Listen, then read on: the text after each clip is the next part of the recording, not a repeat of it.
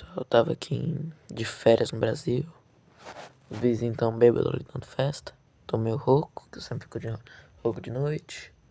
Meus avós estão dormindo. Parece esse vídeo aqui. Tava de boa vendo isso aqui, ó.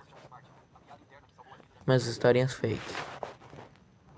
Ó, vai lá pro final e tal. Já tinha visto essa história. Eu fui abrir os comentários vendo se alguém percebia que esse cara tinha copiado. Não sei se eu só tô vendo mesmo.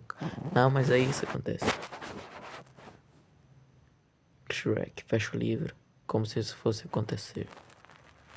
Como se isso fosse acontecer. Livro come violentamente Shrek. Como isso fosse acontecer.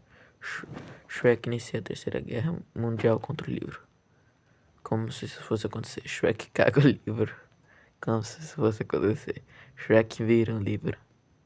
Como se fosse acontecer. Como isso fosse acontecer. Tenenene explode o livro. Não sei se posso dizer isso no YouTube, mas é a vida, né? Como se fosse acontecer. Shrek come o livro. Como se fosse acontecer. Não, eu esperava tudo menos 1000 comentários com o Shrek. Como isso fosse acontecer. Livro fecha. Como isso fosse acontecer. Shrek sobe no livro e voa. Como isso fosse acontecer. Livro molesta o Shrek.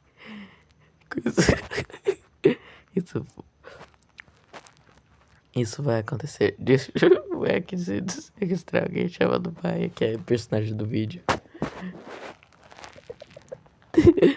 Como isso fosse acontecer, Shrek grita Ronaldo. Como se fosse acontecer, Shrek começa a dirigir o livro enquanto canta Rockstar. Pera aí. Oh, isso é referência. A do Marvin in my car.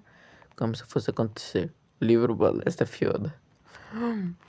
Como isso fosse... Não, mas daí foda-se daí. Como se fosse acontecer, Shrek fecha o livro. Não tá. Como se fosse acontecer, Shrek vira o livro. Como se fosse acontecer, Shrek recria o universo sem o livro. Como se fosse acontecer, repetido. Como se fosse acontecer, Shrek vira mulher.